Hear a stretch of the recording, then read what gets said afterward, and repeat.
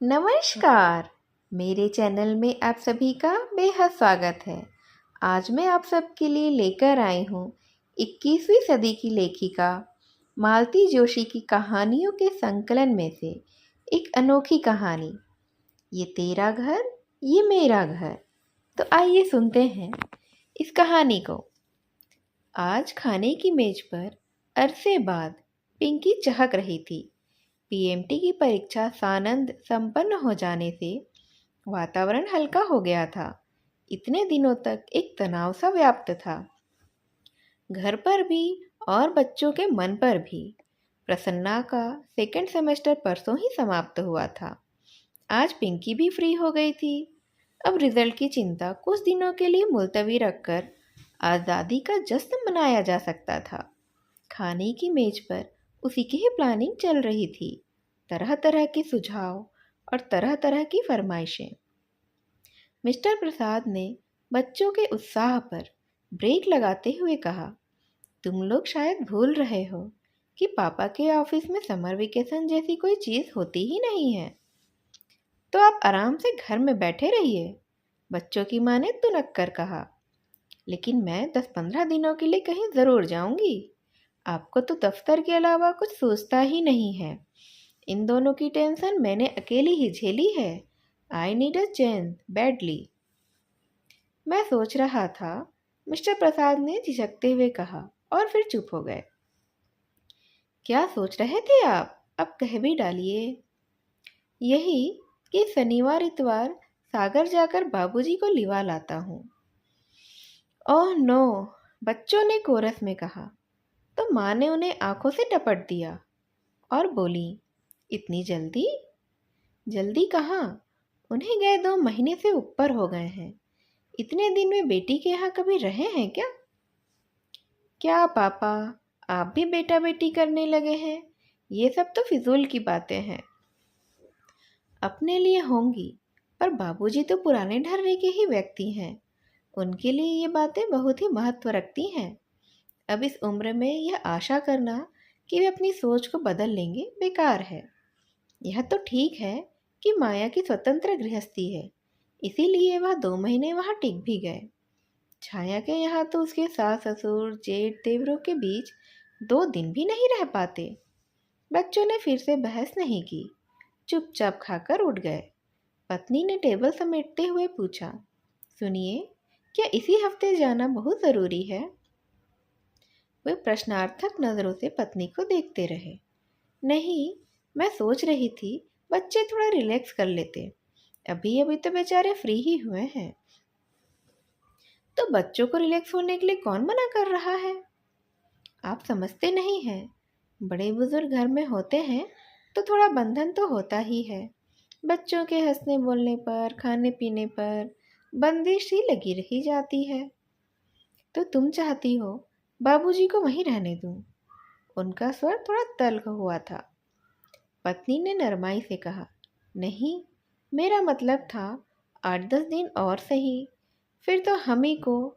वह तय नहीं कर पाई कि झेलना कहे कि भुगतना कहे, और शांत हो गई। पति की नाराजगी के डर से उन्होंने अपना वाक्य अधूरा ही छोड़ दिया था। कई बार अनकहे शब्द भी बहुत कुछ कह जाते हैं। मिस्टर प्रसाद भी उन अनकहे शब्दों को भली भांति पड़ गए।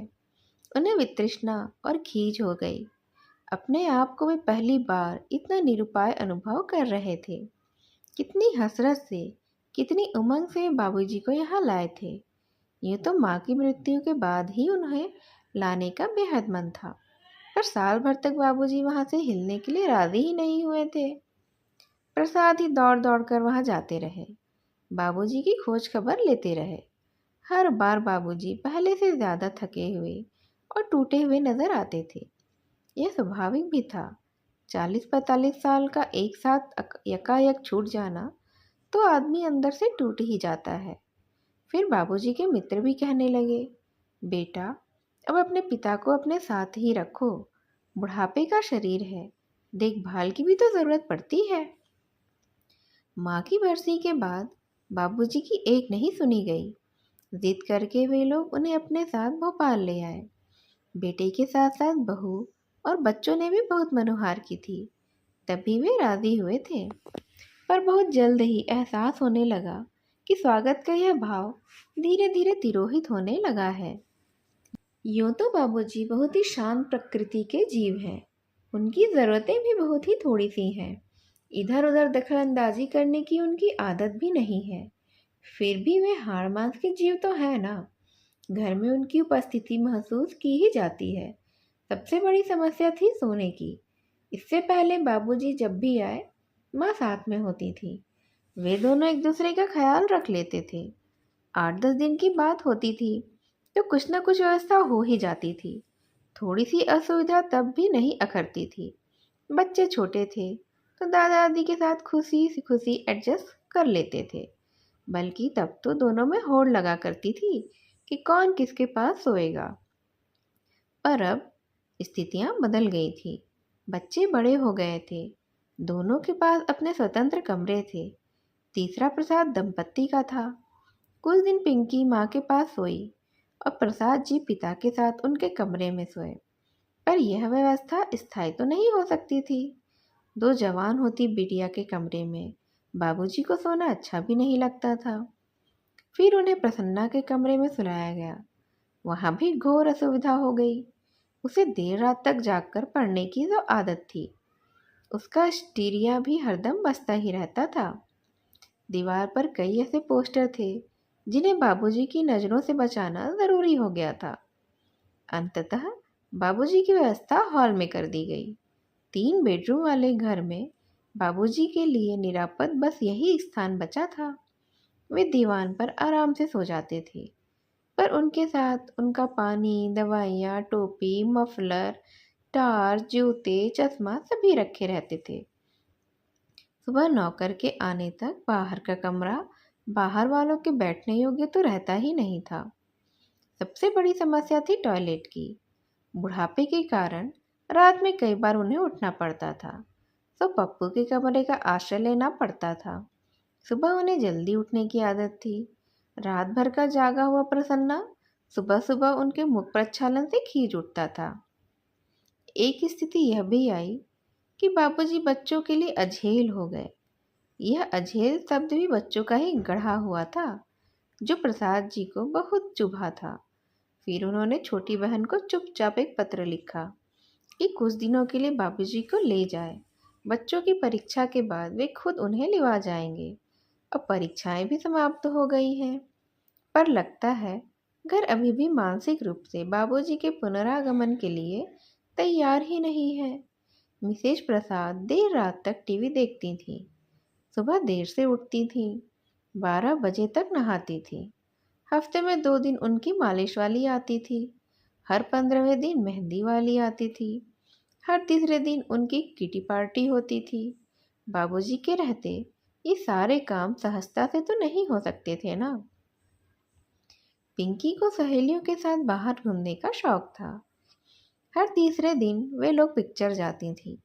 प्रसन्ना का कोई टाइम टेबल ही नहीं था। दोस्तों का जमघट तो हमेशा उसे घेरा रहता था। बाबूजी के रहते ये गतिविधियां भी थोड़ी धीमी हो जाती थी। फिर सारे परिवार को बाहर खाने का शौक था। बाबूजी साथ में जाते नहीं थे। उनके लिए घर पर पूरा इंतज़ाम करके ही जाना पड़ता था। बाहर जाने का सारा मज़ा ही किरकिरा हो जाता था। प्रसाद जी घर वालों को न समझते हो ऐसा नहीं था, पर उस कारण बाबूजी को हमेशा के लिए माया के हाथों छोड़ा नहीं जा सकता था ना। पत्नी कहती है सास बहू का सीरियल देखने में व्यस्त थी। मौके का फ़ायदा उठाकर उन्होंने माया को फ़ोन लगाया। वे हर 10-15 दिन बाद फ़ोन करके बाबूजी की कुशल क्षेम पूछ लेते थे, पर उन्होंने बाबूजी से बात कभी नहीं की। उन्हें डर लगा रहता था कि कहीं उन्होंने आने की जिद पकड़ ली तो वे मना नहीं कर पाएंगे। फ़ोन माया के पति सुरेश ने उठाया था। कुशल क्षेम के बाद प्रसाद जी ने कहा, मैं अगले रविवार आ रहा हूँ, बाबूजी से कहिएगा कि वह तैयार रहें।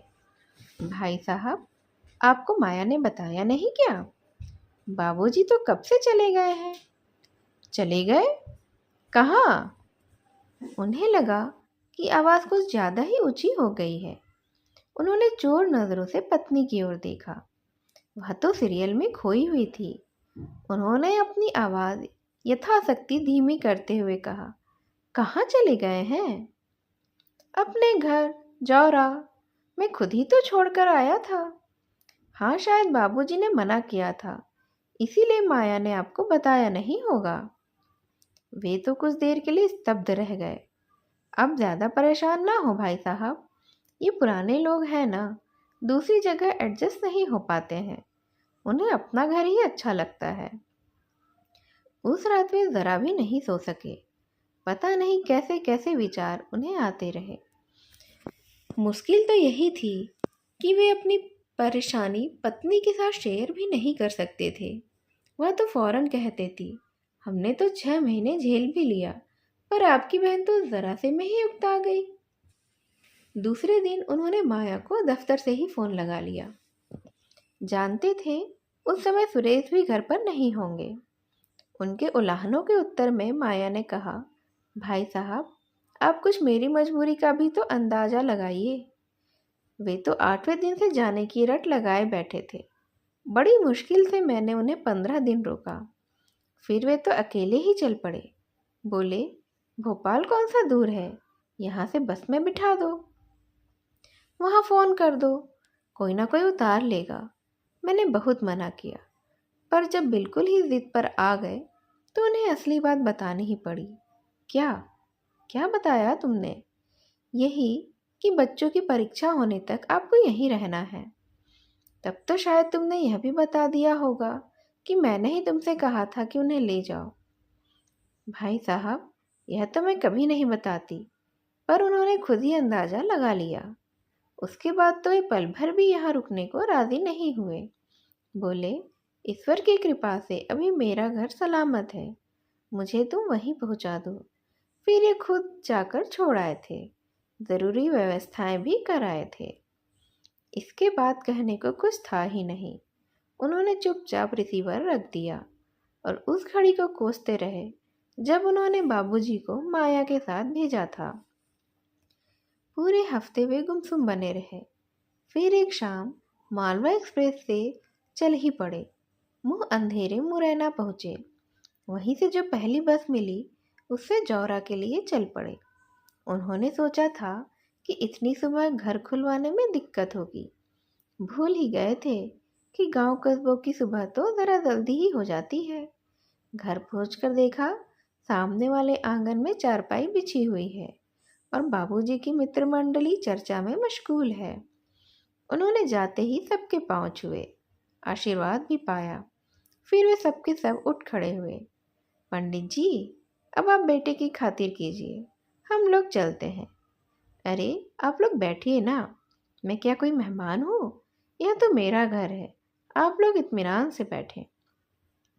इस आग्रह में शिष्टाचार तो खैर था ही, एक उद्देश्य यह भी था कि उतनी देर तक बाबूजी के सामने अकेले पढ़ने से बचे रहेंगे।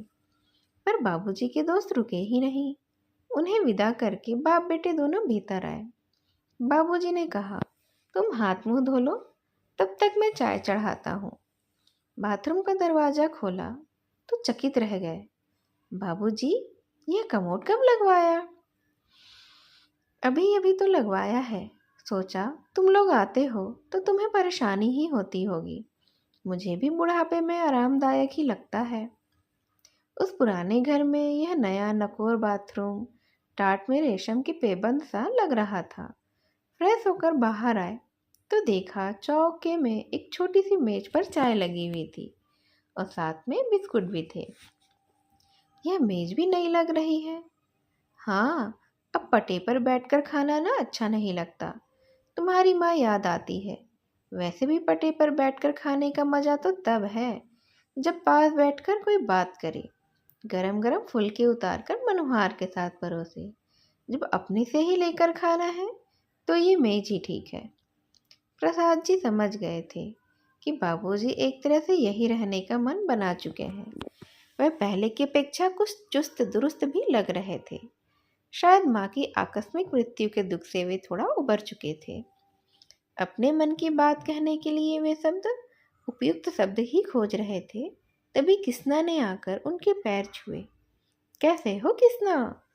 बस बाबूजी की कृपा है, उसने गदगद भाव से कहा। बाबूजी की कृपा का बखान फिर कर लेना, पहले जाकर भैया के लिए कुछ नाश्ता लेकर आओ, बाबूजी ने कहा और जेब से पैसे निकालकर वे तफसील से उसे कुछ समझाने लगे। प्रसाद जी ने कहना चाहा कि बाबूजी, आजकल मैं यह सब नहीं खाता हूँ। उन्होंने खुद उठकर किसना को पैसे देने चाहे, पर हिम्मत ही नहीं पड़ी। उन्होंने अनुभव किया कि बाबूजी अपने पुराने फॉर्म में लौट आए हैं। यह भी कि बाबूजी का घर है, यहाँ तो उनका ही आदेश चलता है। उन्होंने सोचा नाश्ता आने से पहले नहा लिया जाए। नहाने के बाद आंगन में बंधी रस्सी पर तौलिया फैलाते हुए उन्होंने देखा कि एक महिला ने उन्हें देखते ही लंबा सा घूंघट खींच लिया है। बाबूजी, आंगन में कौन है? किसना की बहू होगी, वे लोग अब यहीं रहने लगे हैं ना? यही मतलब? पीछे गाय वाली कोठरी खाली पड़ी थी ना, उसे ठीक ठाक करके दे दी। बहू भी गांव में पड़ी थी, उसे भी ये ले आया। वह मेरे लिए 2 रोटियां डाल देती है, चौका बासन झाड़ू बुहारी भी कर देती है। किसना मेरी धोती भींच देता है, सौदा सुलभ ला देता है, काम भी हो जाता है और साथ भी मिल जाता है। तुम लोगों को भी फिक्र नहीं रहेगी कि बाबूजी अकेले ही पड़े हैं। लेकिन आपको यहाँ अकेले रहने कौन देगा? मैं तो आपको ले जाने के लिए ही आया हूँ। मुझे ले जाने के लिए आए हो? इसकी कोई ज़रूरत नहीं है बेटा, मेरी जब मर्जी होगी चला आऊँगा, पर जब तक मेरे हाथ पांव चल रहे हैं मुझे यहीं रहने दो। यहाँ मेरे सब दोस्त अहबाब हैं, नाते रिश्तेदार हैं, पास पड़ोस है। दरवाजे पर खड़ा भी हो जाता हूँ तो 10 लोग जय राम जी करते हुए निकल जाते हैं। वहाँ तो समय काटे ही नहीं कटता था, दिन भर छत की किस्से। तुम सब लोग अपने अपने काम में मसरूफ रहते हो। अब इस उम्र में मुझसे ज़्यादा पढ़ना लिखना भी नहीं हो पाता है। बाबूजी की बात एकदम सही थी। उसका कोई तर्कसंगत उत्तर प्रसाद जी सोच ही रहे थे कि बाबूजी ने कहा, एक बात और है बेटा, तुम्हारी माँ तो रही नहीं, पर जब तक मैं हूँ तब तक तो लड़कियों का पीहर बना रहे। कभी उनका मन हुआ तो आने के लिए घर तो होना ही चाहिए। क्या वे लोग मेरे घर नहीं आ सकती? उन्होंने कहना चाहा, पर अपनी बात का खोखलापन खुद ही उनकी जबान पर ताला लगा गया। उन्हें याद आया कि जब जब बहनों को बुलाना चाहा, घर में समस्याओं का एक अंबार उठ खड़ा हुआ है। बाबूजी अपनी राह में कहे ही जा रहे थे, माँ के पीछे बेचारी जब भी आई हैं खुद ही खटती रही हैं। अब यह किसना की बहू आ गई है तो थोड़ा हाथ बटा देगी, कुछ तो सहारा हो ही जाएगा।